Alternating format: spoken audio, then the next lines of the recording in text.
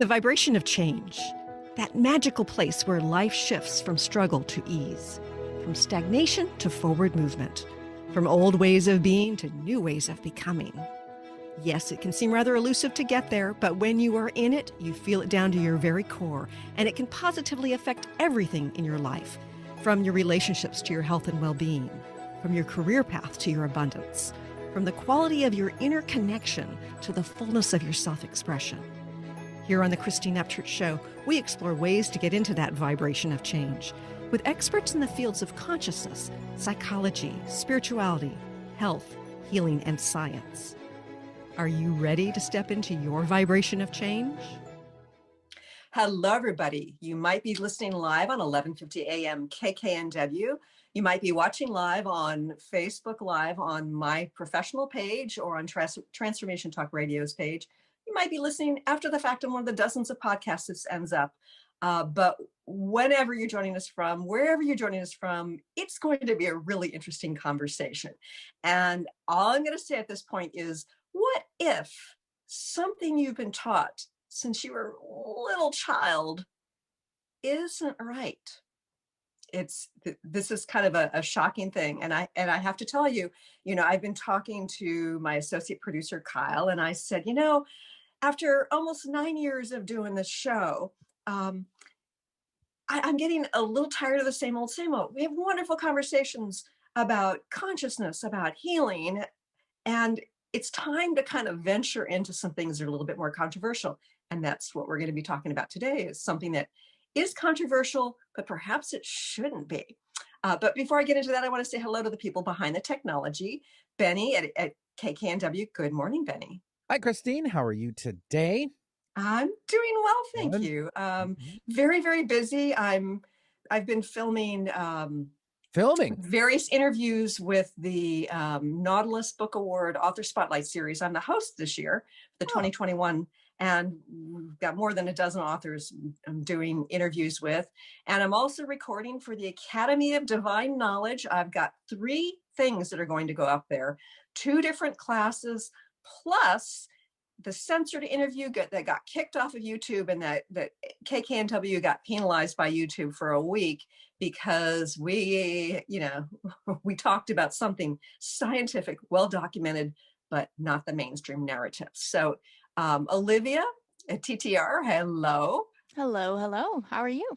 Doing well, thank you. Can you please put up the link to the Academy of Divine Knowledge? Sure thing. For people who want to learn more. Yeah.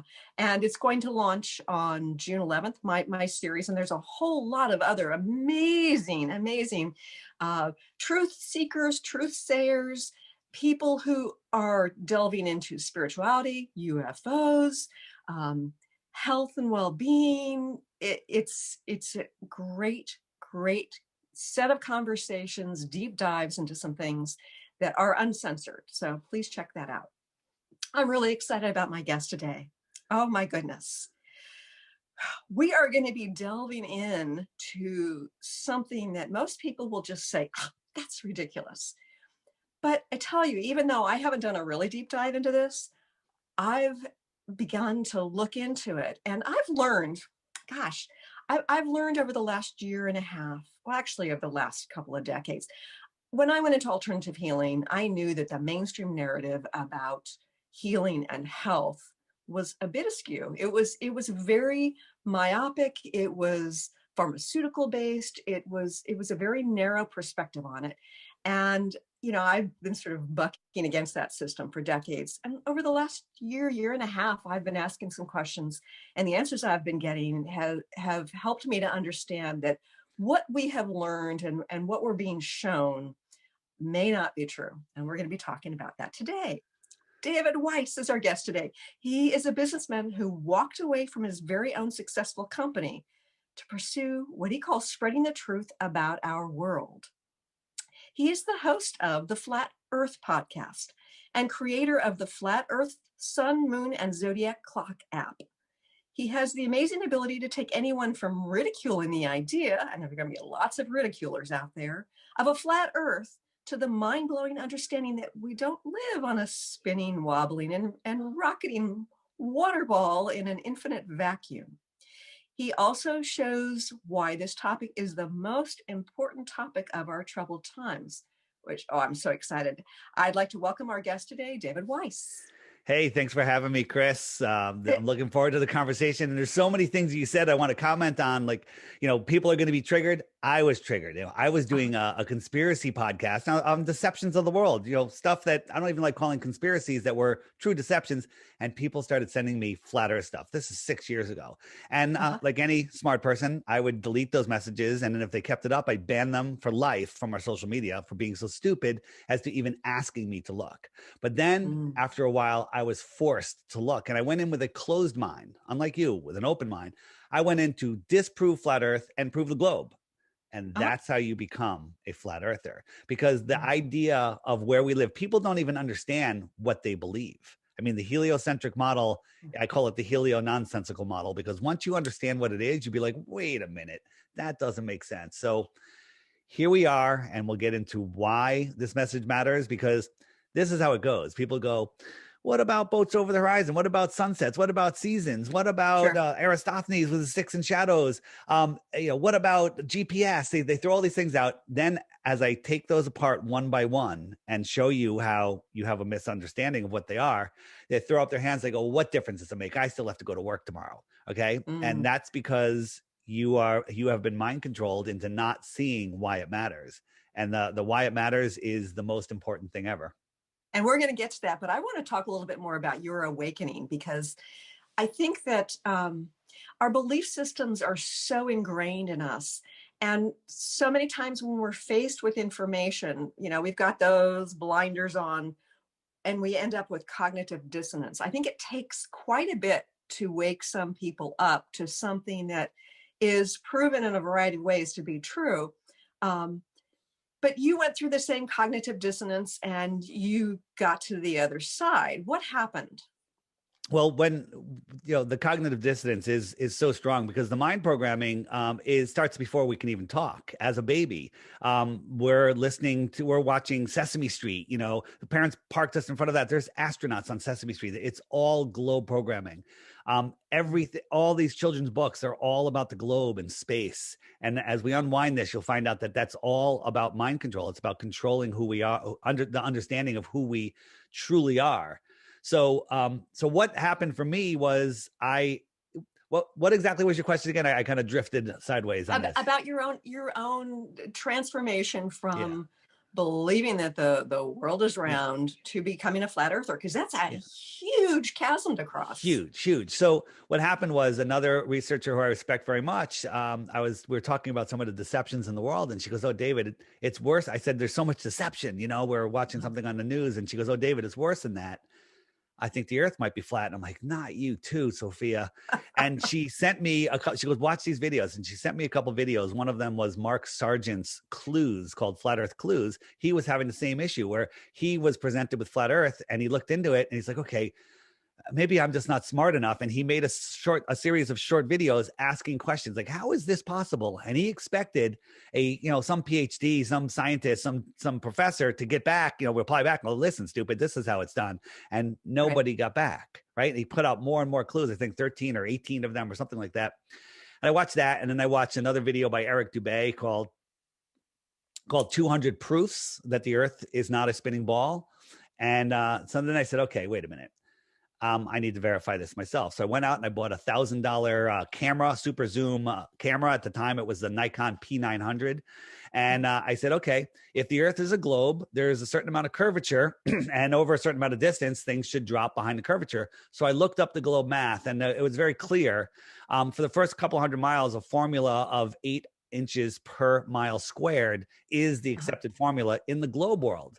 Right? Okay, so let's just talk about a little bit about what that formula is measuring. Just so if give us the visual of that. Yeah. So if you're on a ball, you're on the top of a ball. As you move out on a tangent line, the earth is dropping away. In the first mile, it's 8 inches, and then you go farther. The second mile isn't 8 inches again because it's sloping farther. You have to square the miles, and that actually does describe a ball for the first quarter of the ball. Okay, but we're only talking a couple hundred miles. We're not even talking a fraction of that. So So at 10 miles, there should be 66 feet of curvature, according to globe math. Now, there are some baseless trolls out there that'll go, no, you have to split the difference between the difference, and it's only half that amount. Okay, they're wrong. Everyone knows they're wrong, but I'll even go with that. I want to give the globe every favor possible. So at 10 miles, something should be 66 feet. We'll cut that in half. I'll say 33 feet below the horizon. So I went down to the beach where I know there's a buoy 11 miles away. Okay. I sat down at the water's edge early in the morning. It was calm. And I zoomed in. Not only could I see the entire buoy, I could see the surface of the water for dozens of miles beyond it, where there should be hundreds of feet of curvature. Okay. Interesting. I wasn't looking at a mirage, because then you'd have to believe that all of the water sloping away is miraging up to right to eye level, you know. That's nonsense. It's total nonsense. So that was the first thing that really got me looking. Okay, so is it possible that there is some curvature to this, or is your perspective that it's absolutely flat? It's, well, when we say flat, you know, there's hills and valleys, you know, Sure. And they're the deepest trench in the ocean is 6 miles, and the deepest hole ever dug is short of 8 miles. It's in Russia, the Great Borehole. And they couldn't get any deeper than that. The mountains, you know, we have the highest mountains in the world, what are they, 29,000 feet or something like that. So there's hills and valleys, but we live in what I call the Antarctic basin. So when people think of flat Earth, they laugh at it, and I would laugh at it too if that's what we thought. But we don't believe that the Earth is a disc floating in space. You know, that's what the Flat Earth Society wants you to believe. If you Google Flat Earth, you end up at the Flat Earth Society, and they show you pictures of a disc floating in space, you know, with a dome over it, or just ridiculous stuff. This is not what flat Earth is. Okay. You know, we're not a planet, a pancake planet flying around with a bunch of globe planets or even a bunch of flat planets. Okay. Nobody believes that. You know, you Google, you'll get a picture of a pancake Earth. You know, why don't people fall off the edge? You know, that's not what Earth is. So what Earth is the world's oceans are like a giant lake, a pond. Okay. Large bodies of water at rest lay flat, and water needs a container. If you had a bathtub and you are filled with water and you snapped your fingers and the bathtub disappeared, what happens to the water? If you had a lake and the sides of the lake disappeared, what happens to the water? Water needs a container. Well, our container of the world pond is Antarctica. Antarctica is the highest land on Earth, they tell us. Okay. All of the water, all of the islands, all of the continents are surrounded by water, but the container for the water is Antarctica. Okay.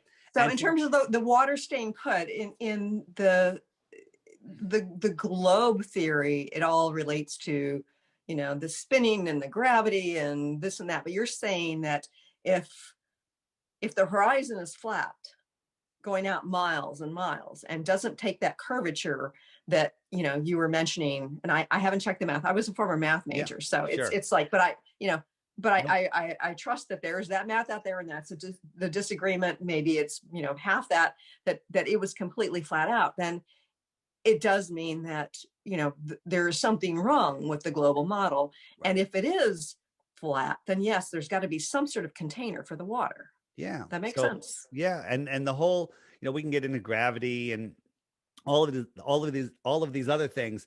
The other thing is the way our eyes work.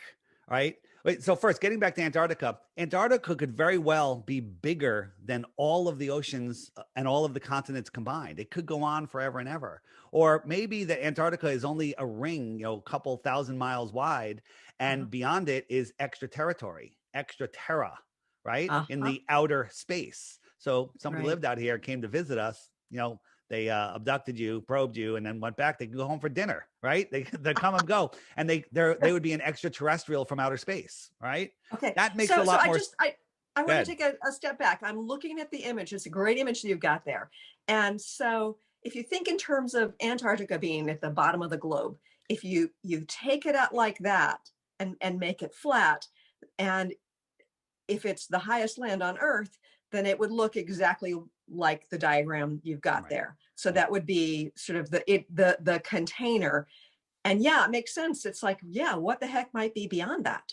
Right. That would be in the outer space. There could be extra land. There could just be just this one pond. But think of the Earth as a big, flat, frozen plain.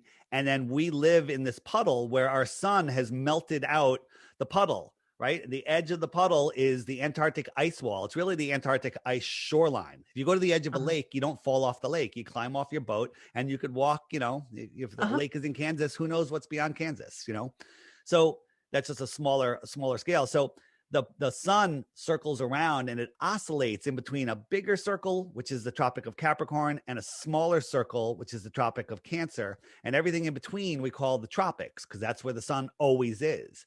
So it can melt out as far, Antarctica is as far as it can melt, right? Right. And so that's where we live. So, I was recently watching a wonderful video by Dr. David Martin, who's been on the show before. And it's a very philosophical thing about life and economics and stuff, but it's filmed down in Antarctica. And it's, I haven't looked at a whole lot of images of Antarctica, but it's like this water with ice and these mountains all around. Yeah. So haven't people gotten out of boats and gone exploring beyond the mountains? So the issue is Antarctica is truly off limits. All independent exploration of Antarctica is forbidden and not allowed. You're not allowed to take even fuel beyond 60 degrees south, which is this pink line here. So if you want to go to Antarctica, you can spend $10,000 to $50,000 to go for a couple of days. They'll take you to this little peninsula here, which is huge. It's bigger than some countries. And they will show you some penguins and some icebergs. And they will bring you out a little ways. I'm going to tell you that this is the ceremonial South Pole. Ceremonial South Pole. Why are they calling it that? And you can't verify where you are because compasses don't work and neither does GPS. And then they kick you out. Nobody is allowed to explore the outer lands. Here's who's in agreement? Nobody is allowed. Are we talking about just certain nations, or are all countries in agreement about that? Yeah. So they discovered the ice wall in 1946, and they started exploring out there. Then they discovered they discovered the dome, which is in the outer lands of Antarctica. And that was called Project Deep Freeze. So then they created NASA in 1958. And then in 1959, while everyone's killing each other and they're fighting over resources in this world, a dozen or so nations signed the treaty, said no one can explore Antarctica. This is right after Admiral Byrd had explored Antarctica and he went on an early television news show, and he said, there's more land beyond the poles, bigger than America, filled with resources that no human has ever set eyes upon. Okay. Oh, and then wow. and then he was silenced. He later, shortly after that, died. He was a young man. And then since then, almost every country in the world has signed this treaty. And this treaty can't even be questioned until the year 2041. A decade or so ago, I'm not sure the exact time frame, there was a guy, an explorer, tons of money, big ship. He got permission from his country to go explore Antarctica. When he crossed that 60 degrees south parallel, he was intercepted with U.S. warships. They threatened to sink him. They turned him around. They sent him home. And when he got home, he was jailed, even though he had permission to go. Okay. Wow. Yeah. Oh, yeah. And when stuff like that happens, you know that there's something that's not quite right about it. Shortly after that, in 1962, we had Project Fishbowl, where they were sending bombs up into the sky and blowing them up, and they appeared to be hitting something. They were trying to blow a hole in the dome, in the firmament. And then shortly after that, they came up with the moon missions in 1969, or is it? And they that was to make you believe that you can live on a ball and that space is real, because they literally want you to feel insignificant. They want you to believe that you evolved from pond scum and that you are on a speck flying through an infinite universe where an asteroid could take you out at any time. They keep you in fear with all the nonsense on the news from the COVID. Don't say the word. Don't say the word. I said COVID. And nuclear bombs, Kim Jong-un's going to blow us up. Another rabbit hole to go down. Nuclear bombs don't exist. Okay. There's no such thing as a nuclear bomb. right? And Well, people go, what about happened in Hiroshima and Nagasaki? So think about this. What are you told about a nuclear bomb? It's crazy, the radiation. 3 days after those bombs went off, people were selling flowers on the streets, sandwich shops were open, the trains were running, people were back to work, okay? It was all propaganda. And there was only one guy who was allowed to take pictures and write articles worldwide. Anyone else that tried to write an article or take a picture was jailed, okay? This was all a fear thing, because if you're in fear, you lose your potential. You lose your manifestation abilities if you live in a low vibration of fear. Okay. This, my view of this world is we are here with a spark of God in us that we call a soul, and we're expanding our mind, expanding the mind of the creator. And our whole job here is not to lose control of our soul or break anyone else's free will. That's it. Those are the only rules. Okay. Don't break anyone else's free will. Be a good person, and don't lose control of your soul. They're trying to drill down through all the layers of protection that we have, that, love, desire, caring, just everything that makes us human. They try to drill it all away with fear and, poverty, and just to expose your soul so they can steal it away. And one way they try to steal it is by hiding your true nature, that, we are at the center of creation, and they don't want us to know. They don't want us to know that. They don't want us to know that we're powerful spiritual beings, where nobody has dominion over us. Think about this. Everyone in the world that is obeying all of these rules, all of the stuff that's going on is just in your head. It's just the belief system. If nobody believed in the governments, then the governments would have zero power. We wouldn't even notice them. Yeah. And I wholeheartedly agree that, we are at least a part of the great creation here to expand consciousness, expand God, if you will, through our experience and our co-creativity. And I'm very curious about the matrix, so to speak. And it seems to me that this concept of, this container that has Earth in it could be a part of this little experiment, right? And it's not just like, one piece of infinity in a way that we're not significant. I feel like we are a very significant part of co-creativity. Sure. So, okay. So the moon landing, let's talk about that for a moment, because I remember watching that live. Me too. Right. And it was this big moment. I mean, it was huge. Right. And it's been a part of our culture ever since. You're saying it didn't happen. Yeah. Why? Well, because if you look at the details of what they showed us, it's unbelievable. They show us this ridiculous picture of the moon, of the Earth rise, just like you would see a moon rise. This is what I'm showing you right now. This is what they showed us for the Earth rise from the moon. Right. This is I could do this with a piece of paper and a piece of cardboard, a little printout of the moon and a stick in a dark room. Okay. This is not real. This is ridiculous. Okay. So that's the actual video footage? Yeah.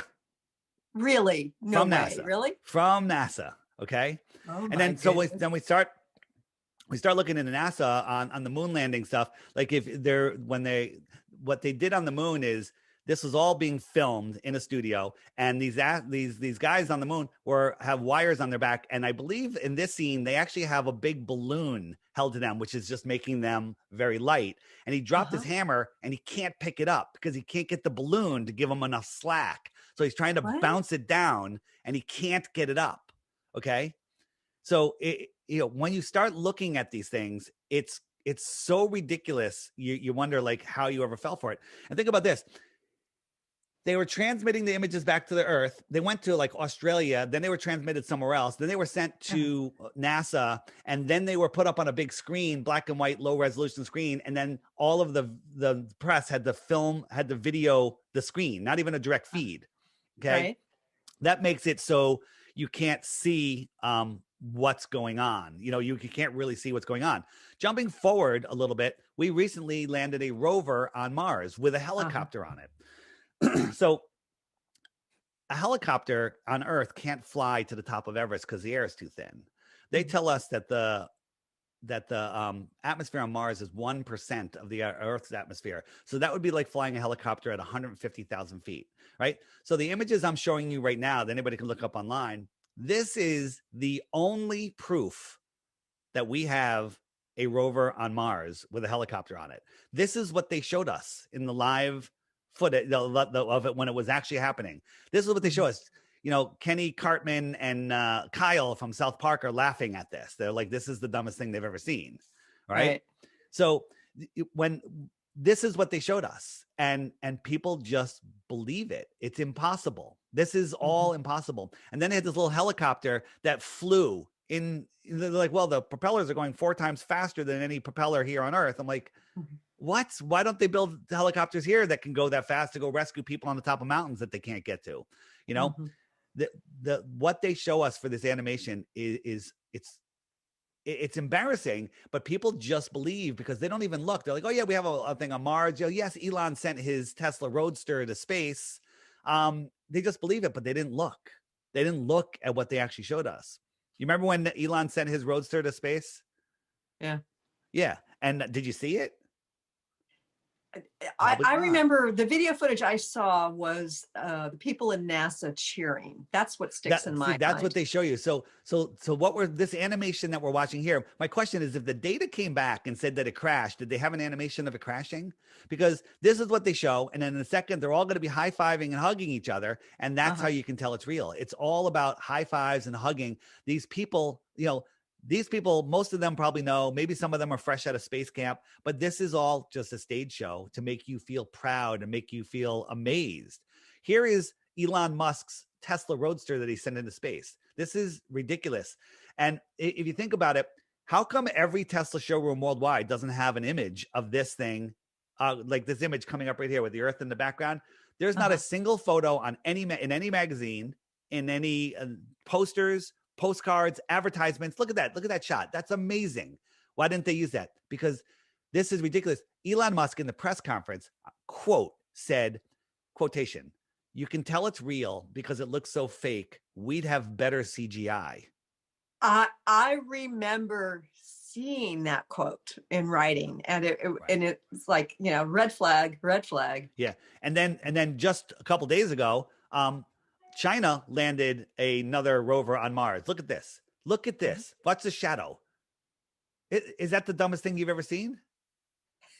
I mean, the shadow from a distant sun. Could create that animation. Yes. Oh no, I would be embarrassed if you created that animation. But you can tell it's real because not only are they clapping, they're going to be hugging. Okay, and you can't. There we go. It's real. Oh yeah, okay? and during this health crisis, shall we say, you know, they have to be really excited in order to get that close to each other. Yeah. I mean, amazing.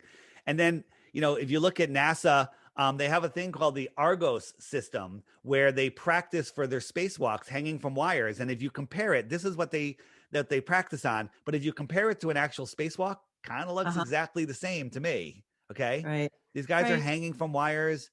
It's unreal what they do. Okay, so what about the astronauts who supposedly went to the moon? Did any of them ever admit anything about this? Well, not long ago, Buzz Aldrin was being interviewed by a little girl, and she said, "How come we never went back to the moon?" And he stumbled, and he goes, "Well, because we never went."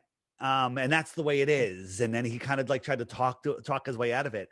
And then not too long ago, a year or so ago, a Polish astronaut was on a news show, and someone said, you know, people are saying the Earth is flat. Do you think the Earth is flat? And he goes, I was a little surprised by that question. He goes, but yes, it's flat. I assure you it's flat. Nobody's ever been to space. This is from a Russian astronaut. Haven't seen or heard from him since. Wow. You know, these people disappear.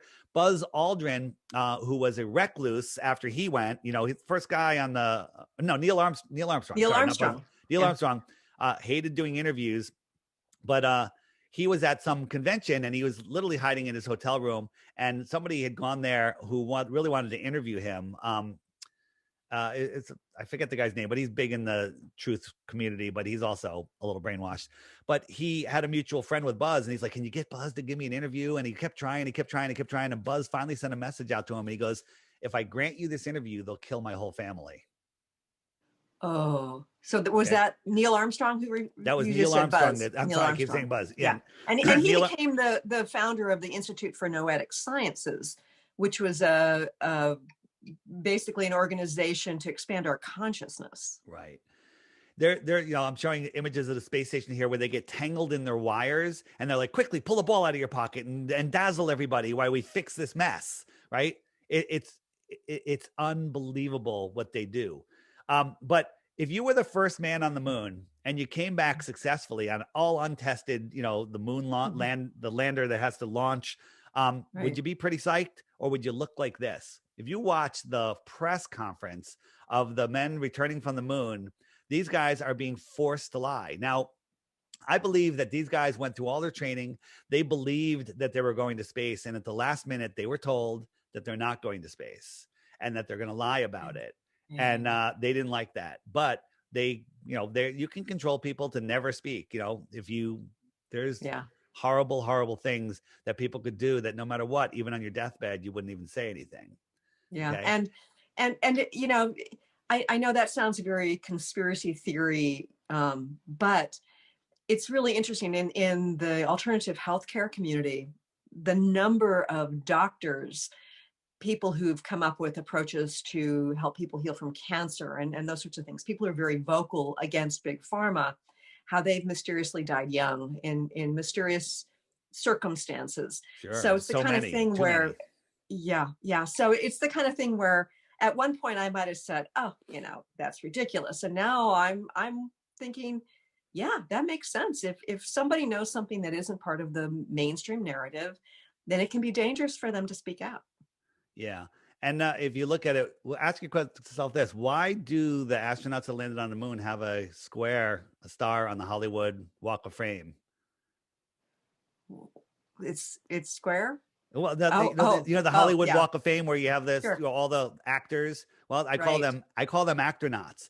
But here's one. Here's another thing is what are the odds that the NASA advisor, NASA astronaut, a sci-fi author, a science fiction movie maker, and the senior administrator of the Apollo project would all be together in Hollywood just before the filming of the moon landing? Oh my goodness. Yeah. 1965. Interesting. Yeah. Interesting. So, okay. So, we see the sunrise and sunset every day. Well, I live in the Seattle area, so sometimes I don't see it. I see some light emanating through the clouds. Yeah. We see the sunrise and sunset every day. Sometimes I see Mars or Venus closer, like you can see it with the naked eye. It's sort of indicative of being, on this globe. Let's see, I've got something going on here. You're back. You were gone for a second. Okay. So sorry. So how do you explain all this? I mean, this is, if this is this flat, or maybe slightly convex, to hold the water in. What about all this other stuff we see in the sky? So if you look up and you see Mars in the sky on a clear night, it's the brightest star in the sky, and it's brighter than any star. It's bigger than any star, and you're supposed to believe that is reflected light off of a dusty, dirty ball. I mean, they show us the images of Mars, where it's just a sandy, dusty, dirty ball, I call it. And you have to believe that light is bouncing off of Mars and coming back and now is brighter.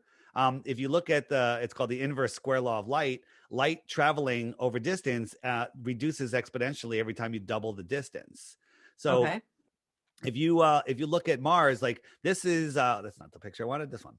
This is a photo from Mars from the rover, and you could see because the rover kind of got a little selfie of itself, this from NASA's website. And this is a picture of Devon Island. It's the exact same hill with all the same rocks and everything on it, Okay. Yeah, Right. that's really suspicious. Yeah. So, but if this was Mars, Uh-huh. you have to believe that this amount of light comes all the way back to Earth at the distance that it is, and it would be brighter. Brighter. It would have to be brighter than we see that star that we see Mars here, because it's going to get quartered every time you double the distance.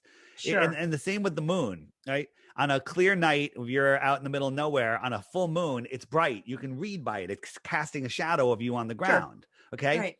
But this dusty, dirty ball is going to send light 238,000 miles away that you can read by. Does that look like enough light you can read by? I doubt he could even read there. And here's the thing. Let's say this, we're looking at the moon and it's 1 lumen. It's probably more like 20 lumens, but I'm going to give the globe every opportunity here. So let's say it's Okay. 1 lumen. If you half the distance to the moon, it turns into 4 lumens. You half that distance, it's 16 lumens, because it quadruples every time you cut the distance in half. When you get Okay. to about 100 miles, it's like tens of millions lumens. I could be wrong. It might be billions of lumens, but let's just go tens of millions of lumens. Tens of millions of lumens would vaporize you. I mean, you couldn't even take a picture. It would be so bright that you couldn't see it, right? And then again, the distances that they tell us things are you familiar with the Georgia Guidestones? Yes. Yeah, so the Georgia Guidestones are these they've been up for 40 years, and besides having the New World Order marching orders on them and everything that's Yes. going on in the world, there's a hole in one of them, a long, thin hole. And when you look through that hole, lo and behold, you see Polaris. You do a time lapse, all the stars spin around, and Polaris is in there. But how the heck could Polaris be in that hole for over 40 years when we're corkscrewing through space? In 4 different directions at once? You couldn't keep Polaris in that hole for a split second, let alone 40 years. And I'm sure, they didn't build it to just last 40 years. They spent millions of dollars on that thing. So that's one thing. And then if you think about the distance, I'm going to throw some numbers. You can handle this. We're going to go through it real slow. Right? Okay. They tell us that the sun is gigantic next to the earth. It's this gigantic ball. It's a big yoga exercise ball, and the earth is a small marble next to it. Okay. Uh-huh.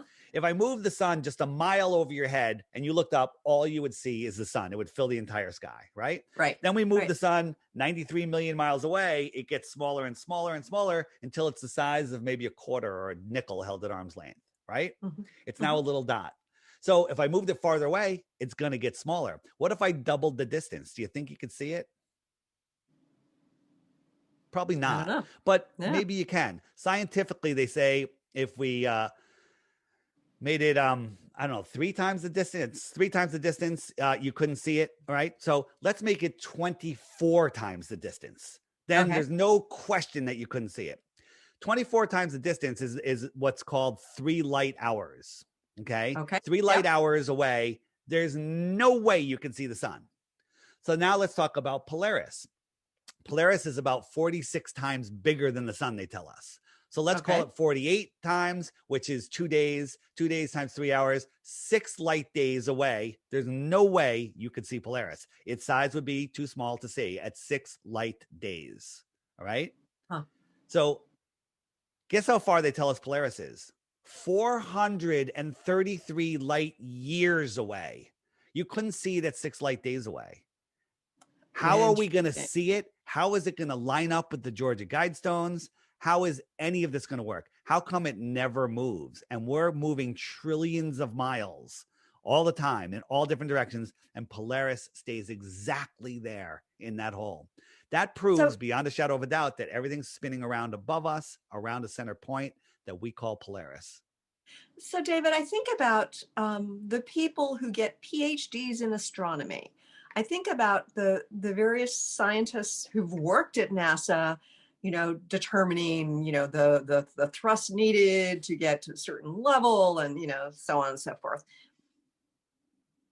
Is it your theory that it's just within the context of like this game that's been set forth? Like this is the way reality works, and you're going to be doing your exercises of learning and expanding within the context of this fake model? Yeah, there's a lot of people at NASA. There's not as many people that are working at NASA. They want you to think like 500,000 people work there, whatever the number is. It's a fraction of that. So The other people, most of them, majority of them, who knows, are compartmentalized, where they don't know what's going on in the other room. So they're all doing things, like people in the control room. One of them was interviewed. They say that when they do these moon landings or satellite things, whatever they're doing, that they simulate it like hundreds of times beforehand just to make sure they got it right. And they say the simulations are so good that when the real event happens, they can't even tell the difference between a simulation and the real project. Maybe they can't tell the difference because it's the same thing. They're just being fed data. They're being told what it is. They're believing because we all want to believe. So, how NASA was formed in 1959. They brought over the German Nazi rocket scientist Werner von Braun and Werner von Braun in Project Paperclip. That's the story. I don't believe any of it. I believe he's just an actor from Hollywood. But that's the story they tell us. He ran NASA. Okay. Interesting. Okay. Interesting. Do you know that in 1957, he wrote a book called Project Mars? Okay. It's still available on Amazon, but they just changed the cover. Okay.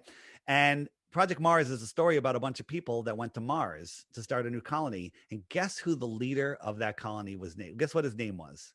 I don't know. Who? Elon. He wrote that in 1957. Here is Elon's rocket. Do you see any similarity? Pretty close, right? But that's a little plumper. Elon, in a tweet about a month ago, said, I want to redesign my Mars rocket and make it pointier. This is mockery. They're just mocking us. They're mocking how I don't want to say how stupid people are, but how ignorant, not a bad word. They're just ignorant. I was ignorant to all of this until I learned about it. Yeah. Well, it's interesting because in some of my own deep dives, which, some of it's been very willing on my part. In another sense, I've had no choice because I'm just so compelled. It's like, whoa, I want to learn more truth. One of the things I found is that apparently in satanic initiations, there are certain things that are done that are just like what's happened within the health crisis. It's about wearing something on the face and standing a certain distance apart. The exact same thing that we have been put through. And it's like, okay, so is this just a weird coincidence, or are they just playing with us? So we're going through what they call the Great Reset. You know that in 1720, there was the plague. A lot of people died. 1820, cholera. 1920, Spanish flu. And that's the one we have the most information about. Everybody was wearing face diapers and everybody was getting this. Okay. And everybody died. Right. So what is going on? And now 2020, the same thing is going on.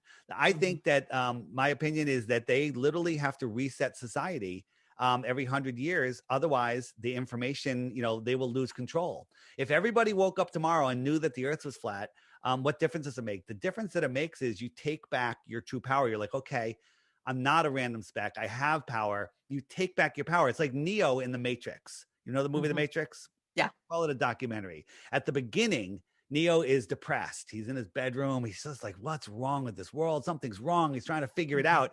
And that's the Neo that's plugged into the Matrix. But when Neo unplugs from the Matrix, he finds out who he is, where he is, what he is, and the power of his mind. So look at the Neo at the end of the movie and compare him side by side to the Neo at the beginning of the movie. And that's what Flat Earth does to you. It literally unplugs you and it lets you take your power back. I am no longer afraid of anything. All of this. Afraid of death is nonsense. Afraid of, nuclear bombs, nonsense. Again, I just touched on the nuclear bomb thing. If you want to learn about nuclear bombs, subscribe to Crow with 2 R's 777 Radio. He does some pieces on the nuke hoax that'll blow your mind and everything else. Again, great information out there. Okay, so I really do want to understand that what is the difference in terms of our power? And I agree. I think right now the reason that the reset is so extreme, because we're not going to dive down that hole right now because it's probably going to get kicked off of YouTube eventually, but it is so extreme, far more extreme than like 1918 to 1920.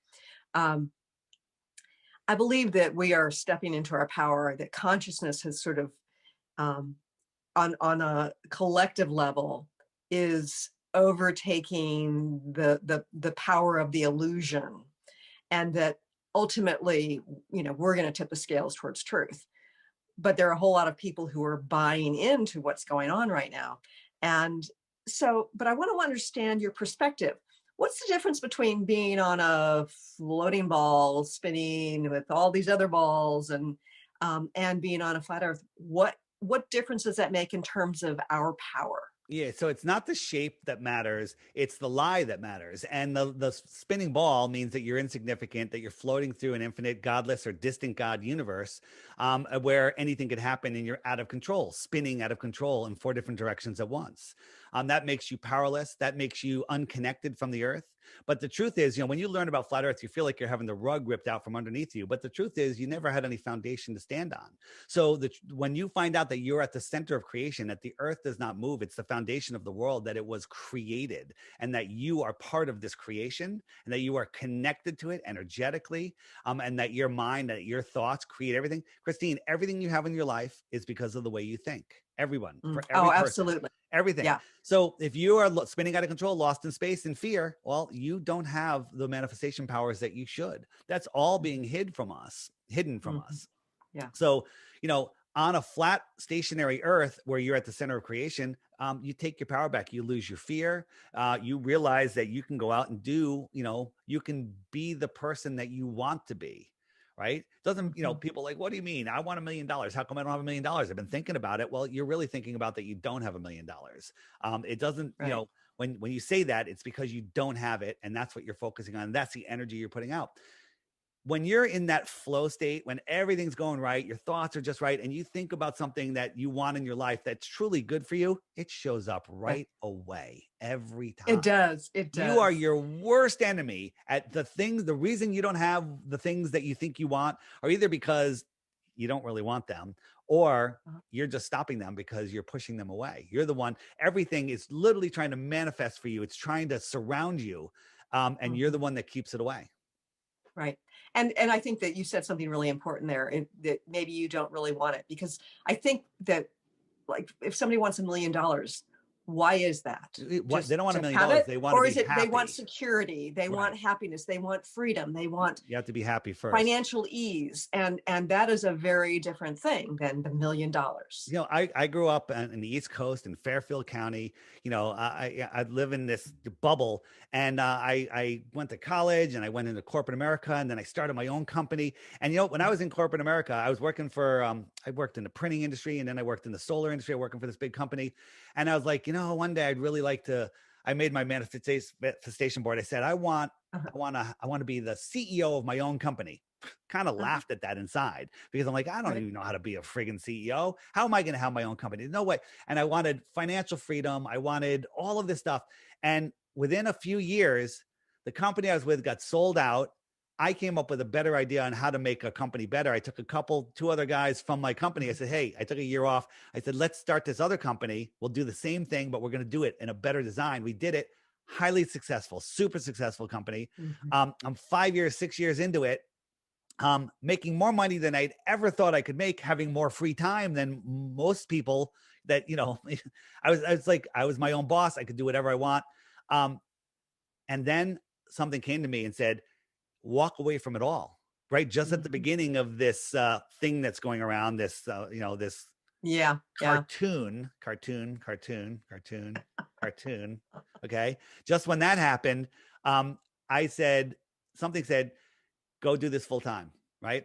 And I was like, how am I going to be able to support myself? And I had created an app called the Flat Earth, Sun, Moon, and Zodiac Clock app, which helps people learn, get through the censorship, and shows people how to learn about the flat earth. And it was doing really well. And I went home and I was paying my bills that night. And I was like, I'm going to be a little short on money. I wasn't even short of money, but I was looking at money that I had in the bank. And then a payment came in from the app that was the exact number that I needed, like to within $1, without having to transfer any money around. And it covered me. And I was like, wait, if I do this full time, I'll help more people wake up. This will be a great thing. Huge cut in pay. People like, he's doing it for the money. I'm selling you a $3 app when I was selling multi-million-dollar commercial solar systems. Don't tell me this is about the money. Okay. Yeah. And all of a sudden I don't have to go to work anymore. I have more freedom. I'm doing things that I love, my passion. I mean, everything that I mean, I had the American dream. I had my own company, right? I walked away from it all, which is insane. Okay. Right. Insanity. Right. And now it's even better. It's even better. Yeah. Well, and I went from being a research statistician to healer, and then, working in the consciousness industry. And in fact, when I was negotiating about getting a show on KKNW as well as Transformation Talk Radio, it was going to be twice a month, 2 Mondays a month. And I'm driving into a recording studio to sub for somebody as a host. And I'm thinking, you know what? Every week would be better. And Fridays would be better than Mondays. Within 3 hours, I got a phone call. Can't believe it. Somebody who's had a show for 8 years is canceling. Would you be interested in every week on Fridays in the number one time slot? It's like in that flow state, and it just counts. Exactly, the universe delivers. They don't want you to know. There was I don't know if you watched Star Trek as a kid, the original with Kirk, with Leonard Nimoy. There was one episode where they landed on this planet and the landing party's down there, and everything they thought of just appeared. Like, Sulu thought about Don Quixote, and a guy comes by on a horse, and all of this stuff. And it's just like, that's kind of what the world really is. People don't realize that. And they don't want you and there are hints everywhere. Yeah. So before we go any further, because we're going to run out of time here in a couple minutes, I want people to know how they can connect with you, how they can listen to your podcasts and find out more information. So my podcast, my Facebook page, my Instagram is all by the same name, and my website, The Flat Earth Podcast, and theflatearthpodcast.com. My YouTube channel is just the initials for Deep Inside the Rabbit Hole. So it's DITRH, Deep Inside the Rabbit Hole, DITRH. And I have short videos right there. I give you little samples for the people that are like, I don't want to watch Flat Earth. I'm not going to watch an hour documentary. My videos are most of them are under 5 minutes. So tell us that again. It's Deep Inside the Rabbit Hole. Deep Inside the Rabbit Hole, just the initials though, DITRH. But everyth's linked on the flatearthpodcast.com, theflatearthpodcast.com. And my app, if you're watching this, you can just point your phone at this QR code, or just search the Google Play or Apple App Store for the Flat Earth Sun, Moon, and Zodiac Clock app. Look for this logo. It's by Blue Water Bay. There's already a knockoff using some of the same graphics from like the Flat Earth Society type trolls in the Google Play Store. And sometimes they like to serve that one up first because they don't want this information getting out. The rulers of this world don't want this information getting out, because when it does, they're finished. And that's why right now they're trying to flip the tables over. So nobody cares about it. They're just worried about survival. And, this world is not looking good if people don't wake up. So this is why I'm doing this. If people wake up, all of this goes away overnight. If everybody woke up, if everyone took my app and send it to all of their friends, bought it for them, and say, just watch these videos because they wake you up. I'm offering 2 Bitcoins for anybody that can watch the daily video every day for 2 weeks. I put a new video up every day and not become a flat earther. And nobody does. Nobody can do it, because they all become flat earthers. I get these emails like, you've ruined my life. My wife thinks I'm crazy. I'm like, just sit down with her every day and watch the video. What I tell people is, you go hang out with your friends. What do you talk about? Sports? Well, sports are over. Weather, and local gossip. If everybody just, I tell people, all of you just watch the daily video every day. And then when you hang out in the evening, talk about the video. There's so much to talk about. I have never been bored for a second since I discovered Flat Earth. Life is so interesting. New stuff to learn every day. Mind blown every day. And go ahead. In a minute or less, David. Yeah. How do we stay centered in the process of waking up? Yeah, it's so again, I used to wake people up to all of the big deceptions, the New York, the Boston, the Connecticut, all of these things. And then people just go right back to sleep. But when you wake up to Flat Earth, it affects you every day, everywhere. It affects every single person. Like, people in China don't care about what happened in New York or Connecticut, but everybody cares about the place that they live, the deception.